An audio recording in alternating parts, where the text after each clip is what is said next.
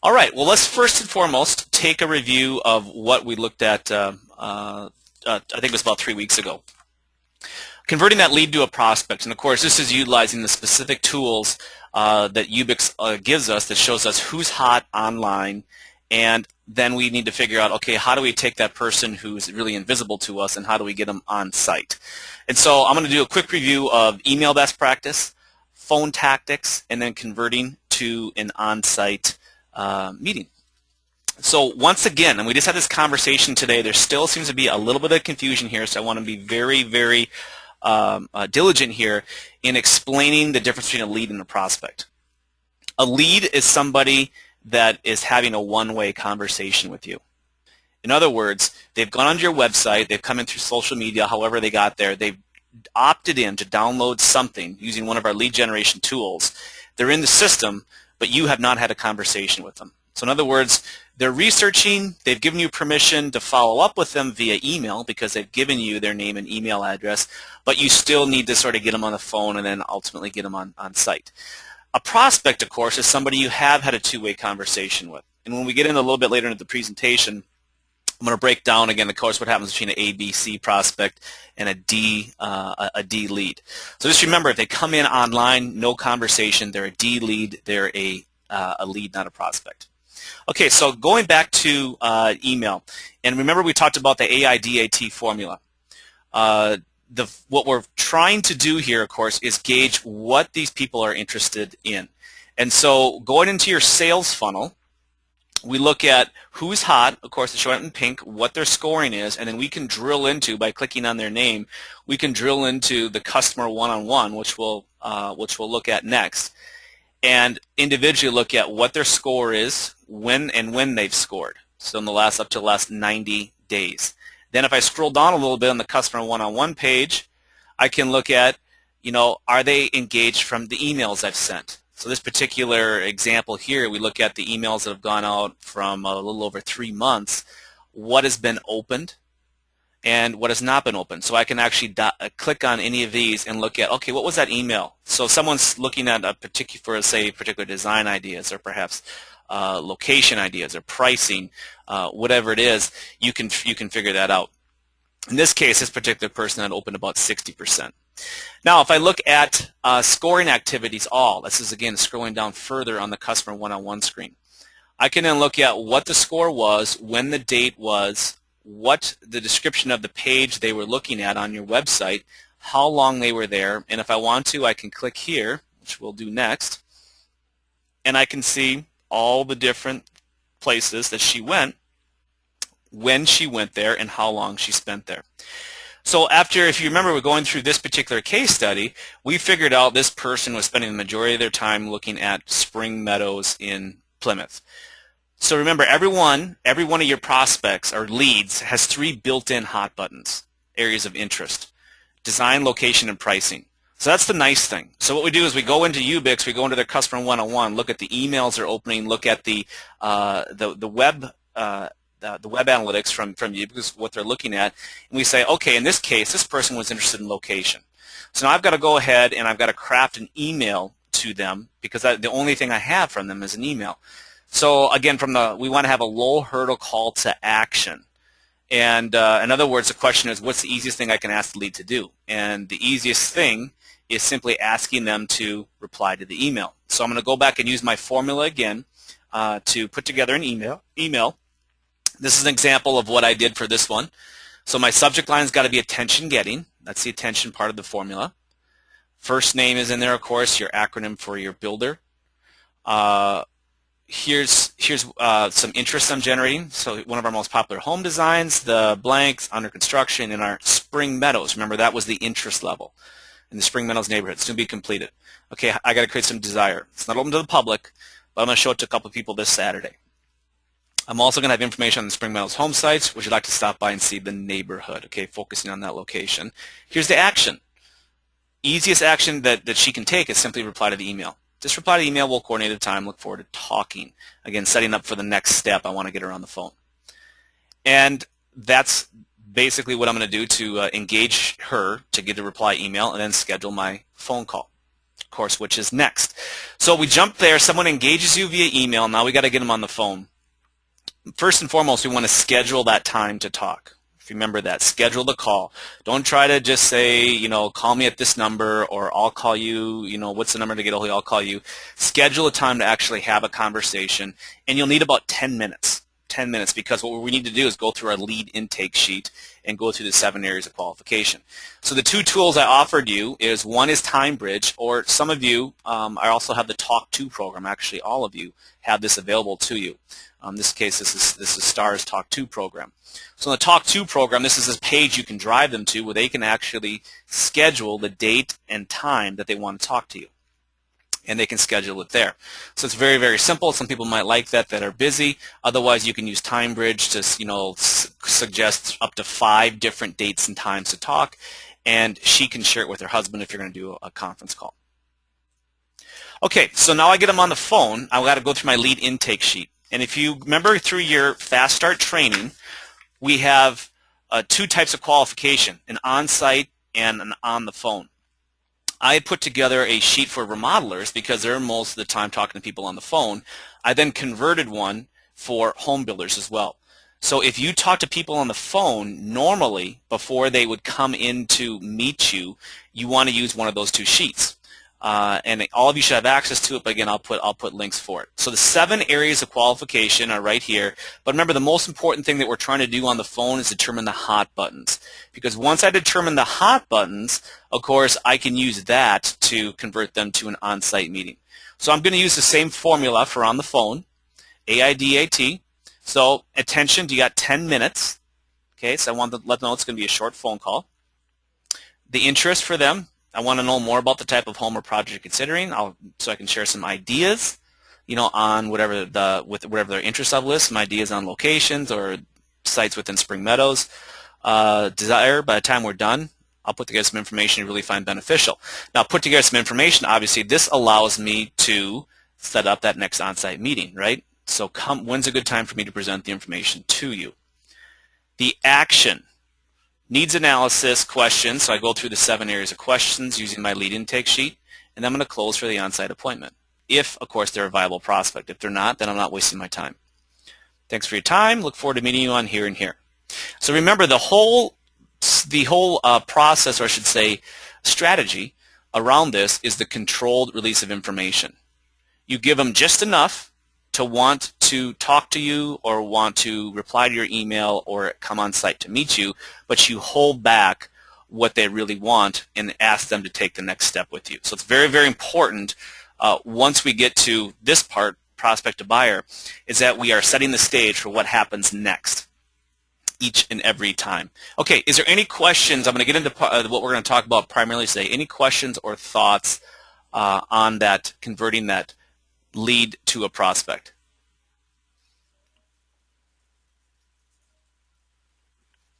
Everybody's got it, looks like. Star has a question. Let me see here, Star. Oh, okay. Thank you, Star. So that was the information you needed. One last thing. It's always good to share success stories, right? Mary from NIH sent me a note, I think earlier this week, or maybe it was last week. She had taken the training that we gave her here. She had gone in, she had found someone hot in her sales funnel, went and used the email strategies I gave her. The person did respond. She then converted them to a phone call. And this, I don't know if it's today or sometime this week, evidently, these people, she found out, are in the process of writing a purchase agreement on a lot. It's an off-site. So they're writing a purchase agreement on a lot. They want Mary and Jeremy to come meet with them to review some parts on the lot, and they're ready to get started on the home. They've been on the website looking at designs and things, and so she's doing the exact process that we're talking about here. So congratulations, Mary. That was very cool to see. Let's get into part 2 now, converting that prospect to a buyer. Obviously, this is our main goal as we go forward. Okay, so what's the process? We're going to go through 4 parts here. I'm going to intermix remodeling with new homes. There'll be some specifics for each here as we go through, but more or less it's the same process. 4 simple steps. I've got the initial consultation or the site visit. Okay, so someone's coming into my model home, someone's coming into my office, or maybe I'm going out to their home if I'm in remodeling. Number 2 for home building, I've got the home site review. Usually number 2 for remodeling is I've got a scope meeting. And we'll get into more of that, what happens in that scope meeting. And then ultimately, the next thing I want to get is I want to get the plan deposit. So this is the process that we will go ahead and follow, and here's the technology tools. We're going to talk about online surveys today. This is something new for you guys. I'm going to introduce it today because we've already been doing it through some other forms, and I'm going to actually incorporate it as part of the sales process. And I'll go through the goal of why we're doing it. WordPress, your websites.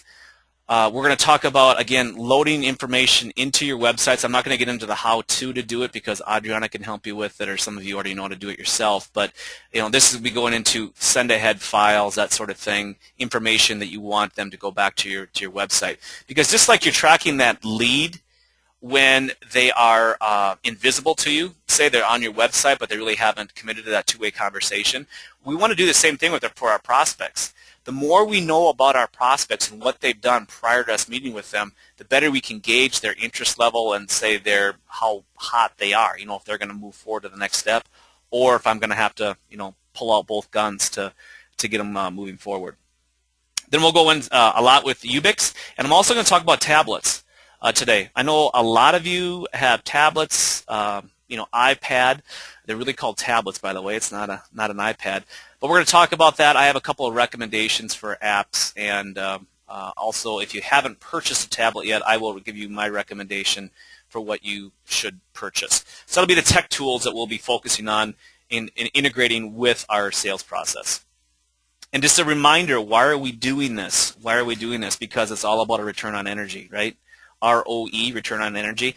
And as we go through this process, all of you, I'm going to go back to me as a salesperson. When I was a salesperson, first and foremost, I looked at myself as, I'm running my own personal services corporation. And I'm responsible to me first. And if I'm going to be successful for me and my family and my situation, I need to make sure that I'm running as efficiently as possible.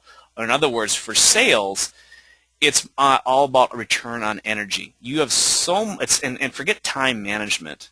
We all have the same amount of time. This is doing the things that are going to give you taking your energy and putting them towards the things that are going to give you the most efficiency in your sales process. So it's return on energy. And a lot of us say, oh, we burn out. Well, what happens is if we have a poor return on energy, we're actually rusting out because we're just spinning our wheels and spinning our wheels. We never get hot, and we sort of just sit there and rust. So we absolutely want to avoid that.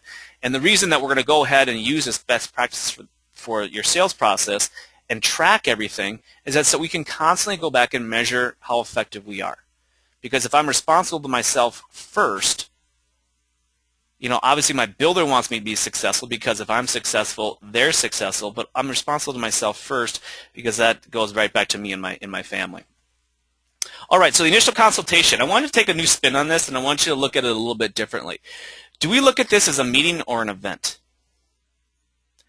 And I'm going to argue that the initial consultation should really be looked at as an event. So if we were looking at things as an event, what would we do a little bit differently than if it was just a meeting? Well, I say when you put together an event, and this is how we handle our event management too, for those of you that have done the open houses and things, is there's 3 parts to it.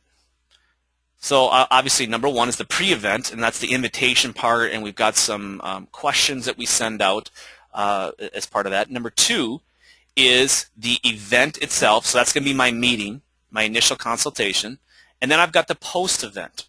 And I got the post-event. So what I'm going to do now is I'm going to actually go through and break down these 3 things here and show you how some of the technology tools will integrate into this 3 parts. So on the pre-event, right now, we have a send-ahead, and all of you should have downloaded the templated send-ahead from Game Day Coaching, and you should have personalized it.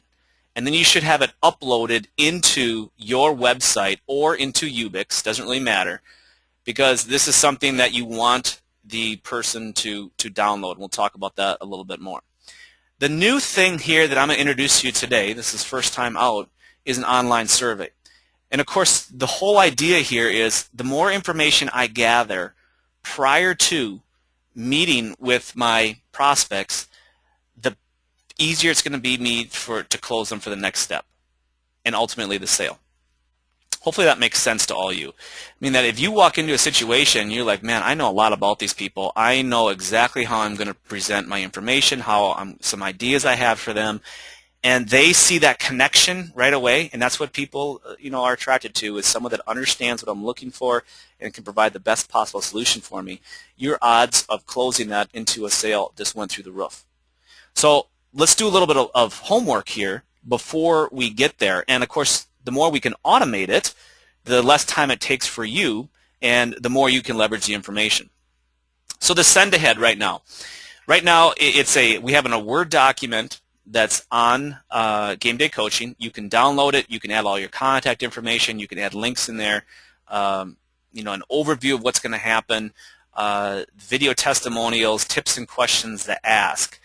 Once you make that update to your Word document, you want to convert that to a PDF. And then, of course, the PDF gets uploaded to either Ubix or your website. We'll just put it on a download page, so when someone clicks on it, they're able to go to their download page and download it. But the thing I want to add to this is the survey, the online survey. So when you send out your email, it'll be, hey, looking forward to meeting you on such and such a date. Here's a link for information on what we'll be discussing. Please review it, and look forward to meeting you this Saturday at 2 o'clock at your house or at my model or whatever it is. And we'll have a link on the email that we'll give you, and we'll also put a link on the send ahead for the survey. And one thing, if you're doing it right now, a question to ask yourself is, what's better for me to attach my send ahead to an email as a PDF or to download it?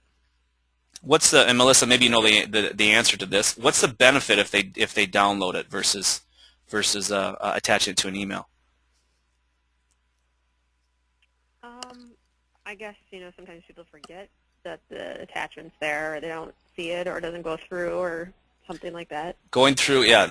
The biggest benefit, of course, is if you have an attachment and it's of any size. Not that PDFs are really big, but it can get filtered by spam. But more importantly, because we're tracking everything they do. So we know if they open the email from Ubix. We also know if they click on the link. So if they click on the link, we're going to record that, and then we'll also record that, hey, they went to the website or to the Ubix micro page, and they downloaded it. So now I know, oh, okay, my clients they're serious. They went ahead and they opened this, they looked at it, and they downloaded it. So the reason we do it primarily is for tracking purposes. That's why you want to and you can't attach anything to an email from Ubix anyway. You can only do that, say, from your particular webmail or your Outlook program. And if you do that, you can't track anything. So 2 reasons, tracking and deliverability. All right, so let's look at what would be on this online survey. As part of the initial consultation, we had a series of questions, and then we also had sort of the follow-up to that is if they come in and meet with our designer, we had some questions the designer should be asking them. So what we're going to put on the online survey is, say, their current living situation. Maybe what motif are they looking at? Do they want modern? Do they want traditional? Do they want craftsman? Do they want Tuscan?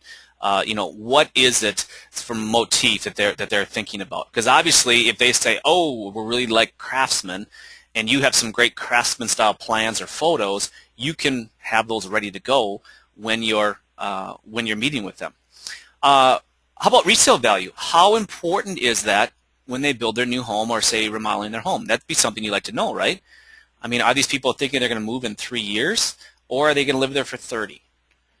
So we need to know that. What are the 3 main goals of the project or the home? What are the 3 things they're really trying to fix in their current living situation? Then we want to have a spot for other questions. Okay, hey, what else do you want me to have ready? What else do you want me to prepare? Now, there's something that I want to introduce to you called dynamic publishing. And we had done some of this for Michael Lee a little bit earlier, but this is really pretty simple. We have the technology already for it, but we can put together a survey, and I'll show you how I work here. I'm actually going to jump out of the program and just go to go right here. But this would be a survey. I'll go here. So this is a survey that Pratt Remodeling and any of you that are doing open houses, things that we would send out to someone, RSVPs for the home, and then what we will ask them to do is, hey, tell me what you want me to have prepared for when you show up to the open house. So we give them a real quick survey here. So they can tell me they want, to see before and after floor plans, or they want product information or color palette or whatever. Well, right now when I click on this, nothing really happens. Okay, it's not dynamic. But if you look at this particular survey that we did here, this was for Michael Lee when they did the IDEA home earlier this year. There's a section down here where, as part of a call to action, Michael Lee was giving away a free design consultation worth $250. So someone said, yes, I want one, and they clicked on yes. Now the survey is dynamic. You see this new box pops up, and it says, okay, sure, we'll be happy to do that. Are you interested in a new home, or are you interested in a remodeling project? And they can click on that. Now, this is what we're gonna put together. Going back to this survey ahead of time, and we go back to questions we're asking. So let's just say someone wants to look at floor plans, and so they click on this. What we're going to do is we are going to have a link pop up here that will give them a link to your design library, or a link that'll pop up here that'll give them a link to your photo gallery. And we can make this as specific as you want to as far as in your particular website. So if you have a section, say, on ranch homes, and we put a survey is, hey, I'm looking for a ranch home, we can actually put the link right to ranch homes. Now, of course, why do I want to do this? Because the more they're engaged prior to our meeting, I want to know, I want to track that. So I can go back into Ubix, obviously, and I can track everything that they're doing before I meet with them. Just do a quick look on Customer 101 and say, whoa, not only did they open the email, not only did they download the send ahead, not only did they take the survey, because I got a notification of that via email, but then they went back and they spent another 30 minutes in the design library. These people are serious. Okay, so I got to really focus on this one and try to close this deal. The more information I have, the higher your chances of converting it. So that's what we'll put together for, it's called a dynamic online survey for you. And the greatest part about it is, of course, once we set it up, it's automated. You just get a notification they took it, you go back in and look at what they looked at, and then you make sure that you have that information ready to go based on their results. Go back here. So we talked about here's a dynamic part, and then we'll provide links for more ideas and answers. So this is part of, again, the process again. So I go back in prior to my particular meeting coming up. So let's say I'm having a meeting Saturday at 11 o'clock. I get to the office or model, or I dial in at 10:30, and I look at, okay, did they open the email? Check. Did they download the PDF? Boom. Did they watch my testimonial videos? Because if I host my testimonial videos on my website, oh, I can track that. Did they answer the survey? Did they fill out any other questions that I wanted? And again, that all goes back here is where we find the information. All right, let's move on to the event itself. And this, of course, the three parts of the event, this will be the meeting, the initial consultation. What are the three things that I'm trying to do here? I want to make sure that I either finish or confirm my needs analysis. Now, here's the mistake that I often see salespeople making. Big mistake. We jump right into the solution. We do not, so someone comes, I go out to their home, and right away I start looking at the remodeling space and I start throwing out ideas about what we could do. Or they walk into my model home for my meeting, and right away I go and show them an inventory home that we have available. Or I run right to the design library, or I start demonstrating the model. We need always to either finish or confirm the needs analysis. And what I mean by confirm is, if you think you know everything about these people because they took the survey and you had a nice conversation with them on the phone and you've got tons of notes, you simply want to confirm, hey guys, this is what I understand is the issue. Okay, got a baby on the way, it's due in October, you want to make sure you get into this school district, you want to make sure you have a 3-car garage so you can store your 4-wheeler, and you want to be in a neighborhood that is conducive to other younger families for you. Does that sound right? Yep, that sounds right. Okay, great. So then what I'm going to do, once I understand the needs analysis, is I'm simply going to confirm their hot buttons in my presentation, and that's it. I don't want to oversell. So I say there's 3 hot buttons. I confirm those and I push them in the presentation. So this is the tablet, what I'm showing here. This is one of the tools that we're going to go ahead and use. So on my agenda is 4 items. We need to probably talk about design. We need to talk about pricing and budgets. We need to talk about the construction process. I need to find out, have they remodeled or built a home before? I need to find out, if they haven't, what are they looking for in a home builder or remodeler? And most importantly, this would be a trial close or a test close. I need to confirm that they would consider using my company. One of the first test closes is you. Hey, would you consider using Michael Lee? Would you consider building with Hallmark Homes? So this is something that's important you understand too, and why we use a tablet and why it's so cool. Adults learn one of 3 ways. If we are only talking and we have no visual, so if you show up at somebody's house and you're selling remodeling, and you're only talking with no visual impact, 10% of your message is getting through, which is scary. 10% of your message is getting through, because 90% of the adult population either learns through visually, so they have to look at something to learn it, or they learn kinesthetically. Kinesthetic learning is to learn by doing. So this has always been the challenge with remodeling. If I go into somebody's house, it's how do I incorporate kinesthetic learning? Well, now with a tablet, I can hand the tablet to them and I can let them scroll through and look at photo albums. Let them scroll through, parts of my presentation, that sort of thing. And they can learn kinesthetically. In a model home, it's a lot easier, because in a model home we have what's called discovery zones. So we can purposely stage our demonstration where we say, hey, open that up, and they open up and there's a cool pantry there, and they go, oh wow, what a great pantry. Or NIH is, I know their models, they're famous for doing these really cool interior cabinet details. And so people can open up a cabinet drawer and they're wowed, it's kinesthetic learning. It's very important. But now with the tablet, we can do it anywhere, whether we're sitting in a model home or a coffee shop or our office or a showroom. So using a tablet, if you have not purchased a tablet yet, I'm just going to give you my recommendation. Asus ePad is my recommendation. This is actually a picture of it. Now, if you have an iPad, that's fine. I researched them a lot before I purchased, and Asus was the one that I bought just based on reviews and things. The thing I like most about the Asus ePad is that it has this, it's an optional, you have to pay extra for it, but it has this optional docking station. So I can take my tablet and I can actually dock it here, and now I've got a keyboard, which I believe is 92% of a normal keyboard's width. So you're not going to type your doctorate on it, but it works great for email and that sort of thing. Also, with the docking station, I double the battery life with my docking station, because I have a secondary battery here. And the great part about it is I get 2 USB ports on my docking station. I don't have any on my tablet. So the way I look at it is when I take it apart, I've got a tablet. When I put it together, I really have more of a netbook, and it can act more like a computer than a tablet. So that's my recommendation, and I have no affiliate relationship with Asus. I just like their stuff. That's my disclaimer.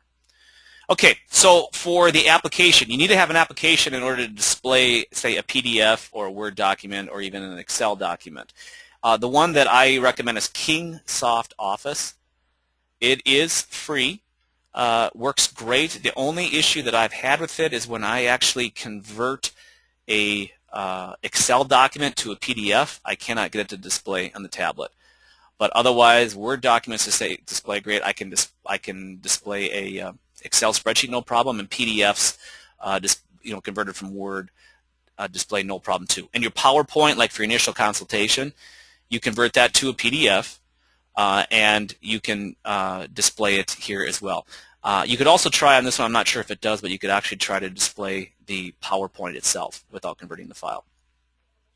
So again, what's on my PDF? Builder story, design story, pricing, and and the construction process.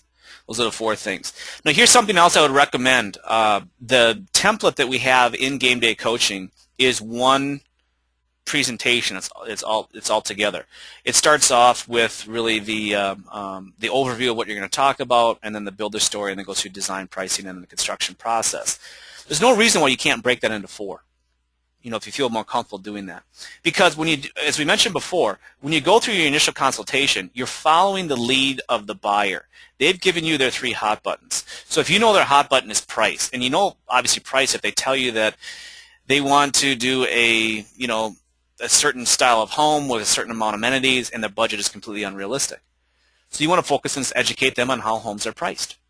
And talk about new versus used homes. So I can just focus on that part. If you've had someone that's more experienced and is really into design, I can focus just on design.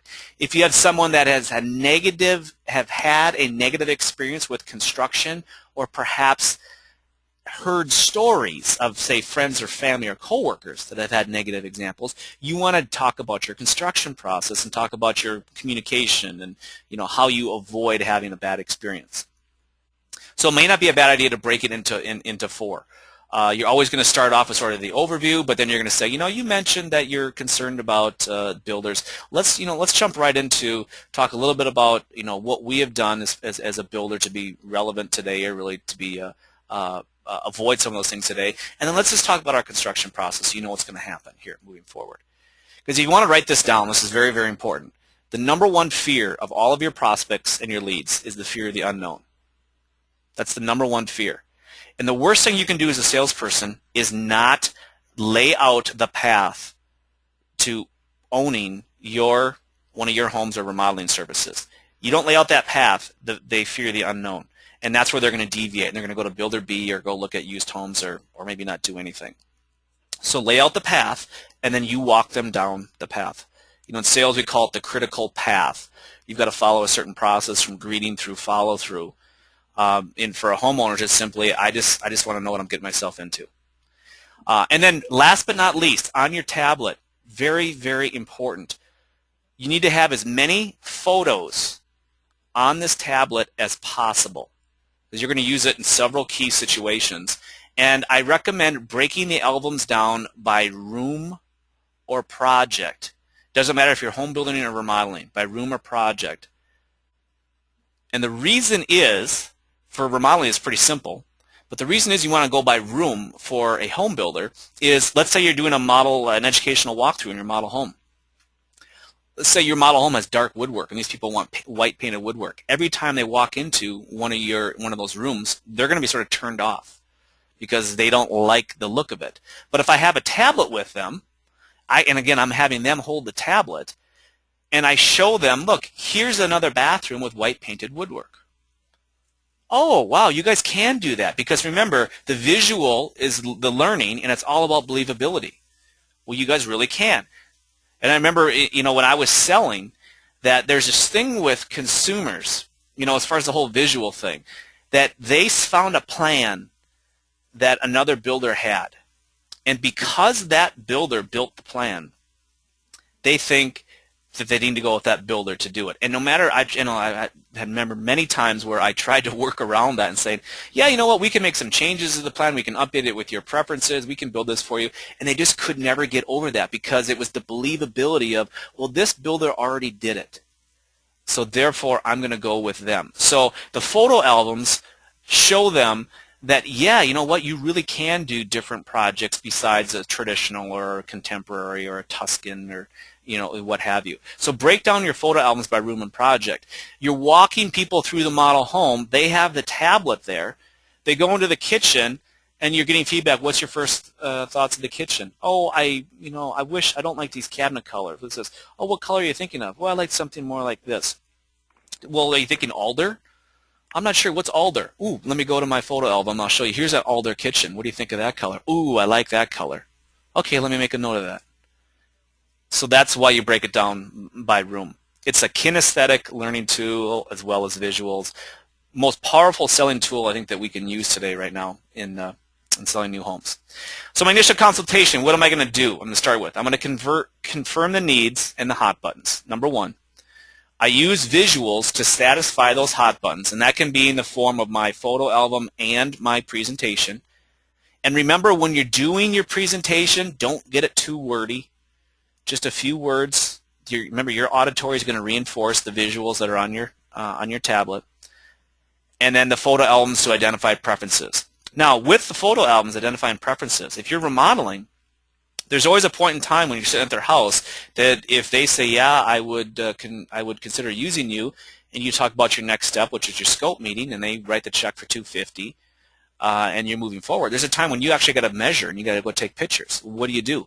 Well, you give the photo, the tablet to the prospects, and you let them scroll through the pictures, and you make sure that your photo albums or your photos that you have them labeled. And so they can say, oh, I like the dishwasher, or how you did the dishwasher here in, this, in photo number 14. Or I like this here. And you give them a piece of paper and let them write that down. So now you have more information when you go back for the design consultation. And it allows you, obviously, to go ahead and measure up and take pictures to get your job done without them wondering what the heck you're doing. Okay, so we start with that. We finish with number one is, would you consider using us? That's my first test close. Would you consider using us? If yes, if I'm selling new homes, I do my educational walkthrough, and again, taking my tablet with me. Otherwise, I jump to my measurements for remodeling. I give the tablet to the homeowners, let them start taking notes on what they like and don't like. And then I'm going to always make sure, of course, that they understand what the next step is. So for a home builder, I got to find some dirt to build their home on. Or for a remodeler, I'm going to do a scope meeting. All right, and what happens after, post-event? Here's what I want to make sure they have. I want to make sure they've got client references for me. And if you want to give them 5, that's fine, but you know what's really powerful? Is give them a list of everyone you've done business with in the last 2 or 3 years. Give them a list of 30, 40, 50 people. Call any of them you want. Ask them how they were treated. That's powerful. Then I got to make sure they understand what the next step is, and I've got to make sure that they get comfortable with the paperwork and also what the expectations are. When do they got to start writing a check? So I'm going to give them a copy of a home site reservation if I'm home building. Here's what we're going to be doing next. We're going to take a look at 2 or 3 home sites based on what you talked to me about. This is the reservation process. Here's how it works. It's however many dollars to reserve your home site. Here's our scope consultation agreement. This is what we're going to be reviewing. It's $250 for me to provide this information for you. It's worth $1,500, by the way, and here's why. And at the end of that agreement, if you think this is going the right direction, we're going to go enter and do a plan deposit, which is really the ultimate goal here. So I'm telling them up front. And then when you tell them the plan deposit, and we'll talk about this in a little bit, give them the amount up front. Tell them how much money that they will be investing. It's all about preparing, price conditioning. So that's why we always try to give them, a budget range up front. Are you within this range? We narrow that budget as we learn more about them as we move forward, but we always price condition. And then finally, a needs, wants, and wish list. I want them to tell me what is an absolute must-have, what do they want to have, and what's just some wishes. Because obviously, their scope of work is going to go over their budget, and I'm going to have to use this tool to refer back to saying, well, you know what, we've got a couple of wishes on here that may have to come off. I got to get this back into reality.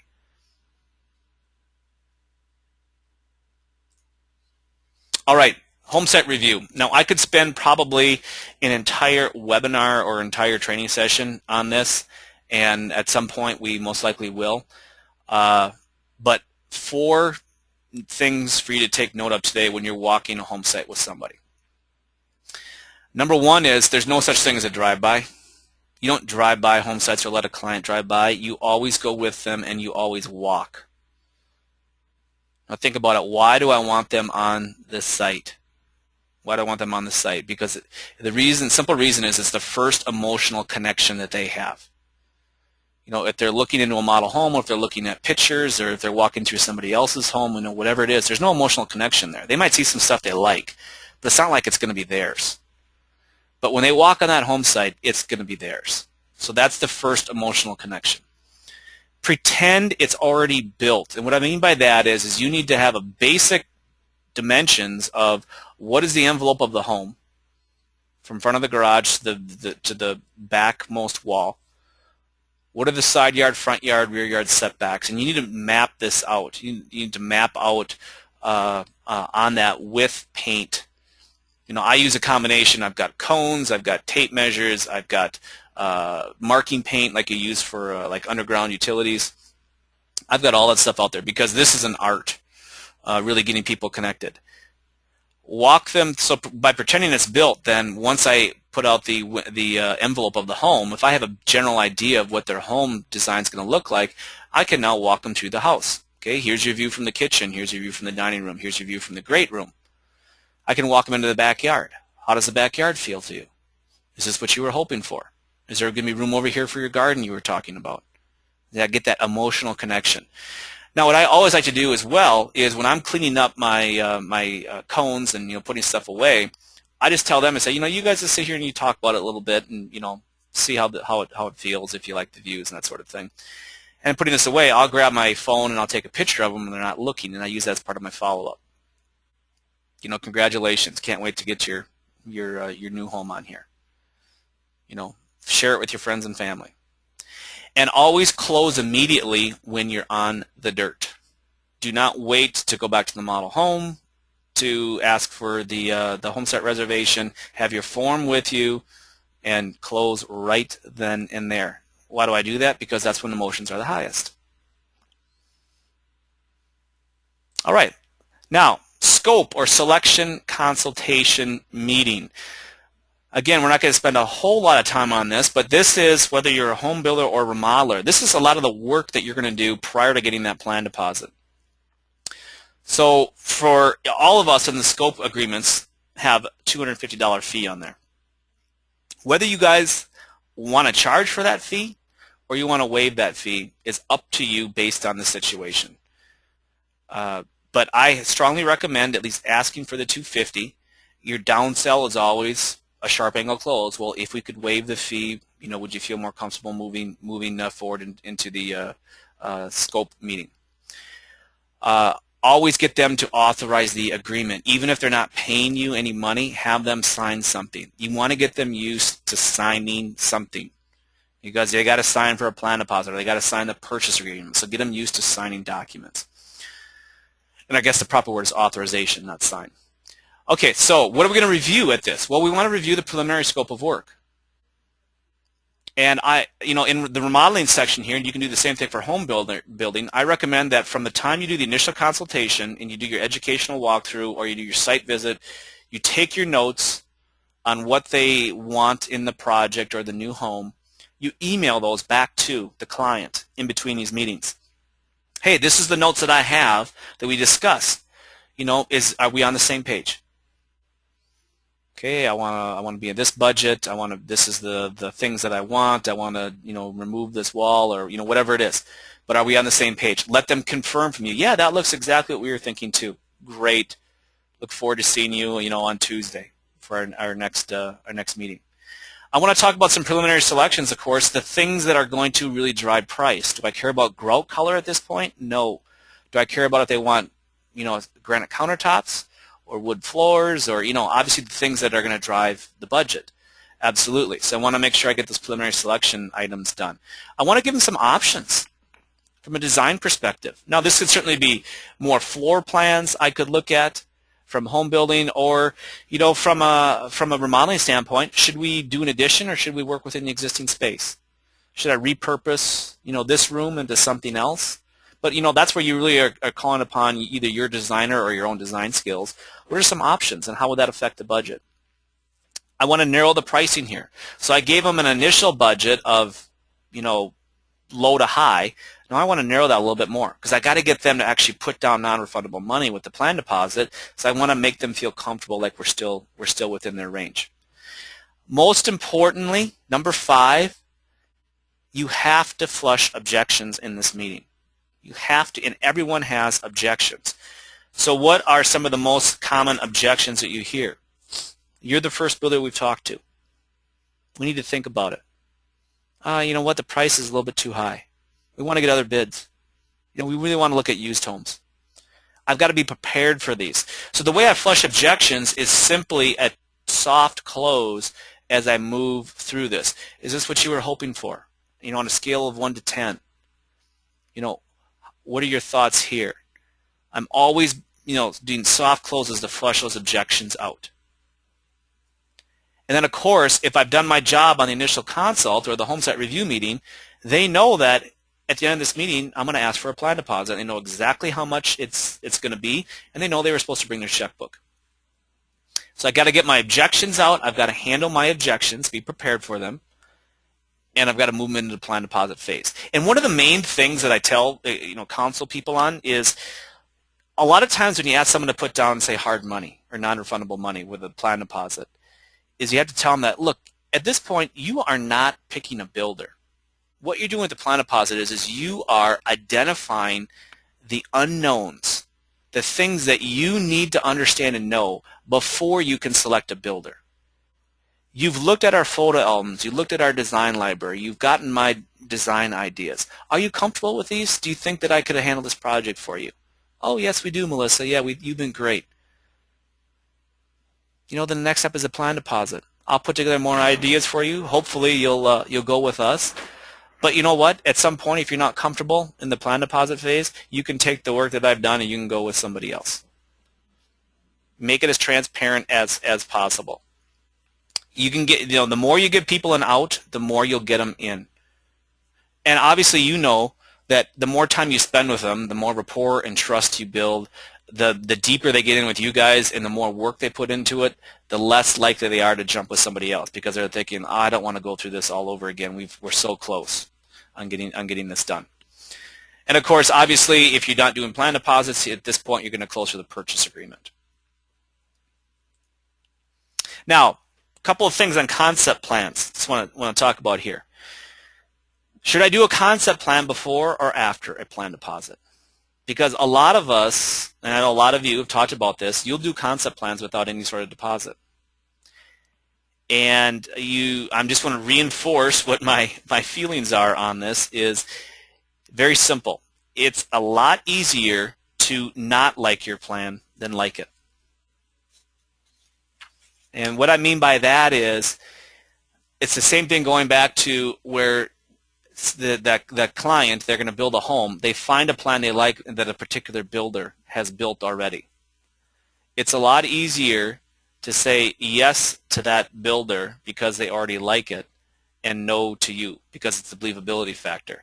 So when you present a concept plan to somebody and they don't really quite like it or don't maybe get where you're coming from, it's a lot easier for them to say, oh, you know what, she doesn't really get us. Let's talk to another builder. Because you put that in front of them and now they don't believe you can accomplish what they're looking for. So remember, we're selling a service, not a product. So my thoughts always are to do not give them a concept plan until after they put down money. Because after they put down money, they're invested, and you can go back to them and say, okay, here's my first go-around. We're going to go ahead and we're going to red line this and get your feedback, and then we'll probably have a second and possibly a third, revision. Now, for a plan deposit, a couple of strategies here. Make it a flat fee, not a percentage of the job. The problem with going to the percentage of the job is at this point you're sort of giving them a guesstimate as well. So if they think your guesstimate is high and then they look at, oh, you want 1 or 2% of that, that's hard to swallow. So a flat fee is very simple. Get ready for a downsell when it comes to plan deposits. In other words, if your full plan deposit, let's say, is $1,000 or $1,500, you can also do a downsell of $500 to get them a concept. And sometimes, if you have a real tough client, you might close for the $500 concept right up front. So you don't have to always get the full plan deposit. Get them $500, put something in front of them, get them excited, and again, improve that emotional attachment, and then get the additional amount. Take credit cards. Why not? It's very simple. It's very easy to get set up on credit cards.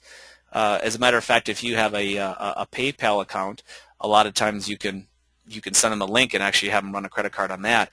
But you can get set up as a credit card merchant. You can take credit cards. I have one of my clients is doing this right now, and 50-60% of the time, people are putting down their plan deposit on a credit card. They will not let them do more than that because obviously the fees that get attached to the credit card, you figure about 3.5% that you'll pay. But it makes it a much easier process. And of course, if you can't get it when you're right in front of them, with a check, you can always follow up and they can give you a credit card over the phone, and they can just fax or email in the agreement. And of course, be ready for the objections for a plan deposit, which we already talked about. Now, finishing up our training here today, we want to look at the follow-up note versus the action request. Very simply, the follow-up note is automated, and you're typically dealing with follow-up notes when you're trying to convert a lead to a prospect. You are, or excuse me, I said that backwards. Scratch that, go back. You are typically dealing with action requests, automated action requests, when you're trying to convert a lead to a prospect. You are dealing with follow-up notes, which are user-generated by you when you're converting a prospect to a buyer. So follow-up notes are one of four things. They're either going to be a phone call, an email, a meeting, and the type of meeting, and a to-do. And of course, this is again a copy of a follow-up note from Ubix. But I come in here, I put in the follow-up date. So if either it's today or sometime in the future. The action here, this is the drop-down menu, so this will be a phone call, email, to-do, that sort of thing. The status, is this something I'm planning to do? Have I started to do it? Is it completed, or am I ignoring it? Ignoring would be an action request. And then I put a little name on the note here. I can put my notes in here. Now, I save and close it here, or if it's an email, I can also send that email to the customer right away. So in this case, I've gone in and I want to send, and this is an example from Jeremy sending one to the customer. I can send an email here, and I've got over here, this is a little, I think it's called a content layout. Yeah. We can put in different templates for you. So we can, obviously we put in a unique template for you salespeople, which has your signature on it, that sort of thing. But we're also going to put in a template for using the AID-AT formula for email for you. So you can go ahead and select a content layout, and then you can send your note on that. I'm going to jump out here and show you a couple more things within Ubix. Hopefully I'm still logged in. We already talked about the design library here. So one of the things I like to do is when I'm getting into the sales process and working with prospects is I want to go in and I want to know who are all my A prospects, because each and every day I'm going to be looking at my A prospects and I want to be scheduling my next step with them to get them to move forward. So on this particular screen, right now we're on maintain customers, so right here. And here I can go up, actually I'll show you there's less options here, but I'm going to see a screen that comes up like this where I can filter. Now what I do is I'll just take and clear out this date. And then I'm going to click on more options, and I'm going to click on prospects, A, B, C, D, and then A customers. And then I'm going to hit search. And when I hit search, I'm going to find out that, okay, right now I've got 18 A customers, ready, willing, and able on here. So I want to go through each and every one of them, and I want to make sure, I can dive into customer one-on-one. Here's Travis and Darcy. Go into customer one-on-one.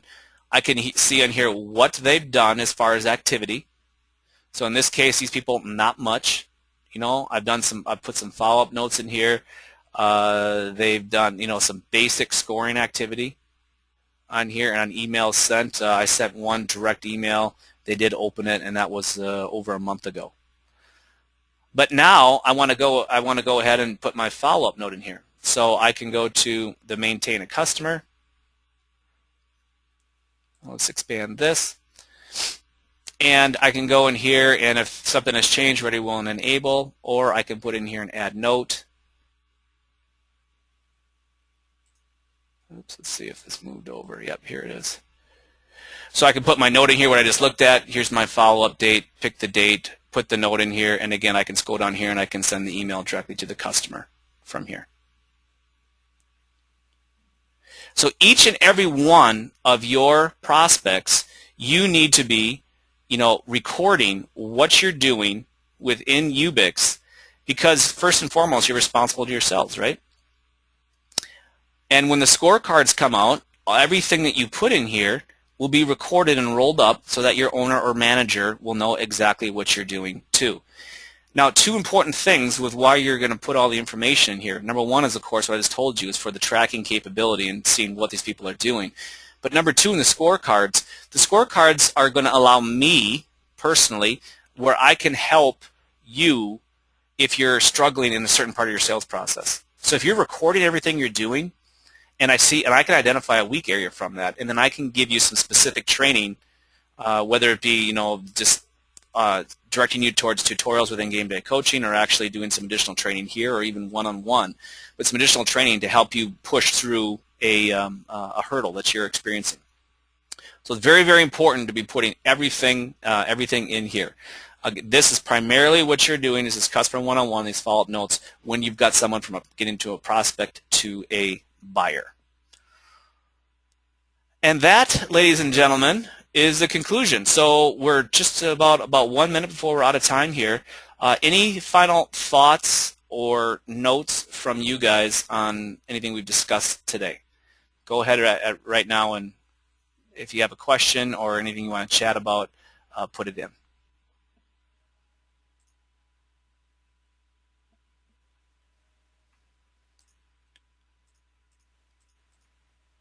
Sounds like that's it. Okay, what I will be doing, I'll be sending an email out with this recording.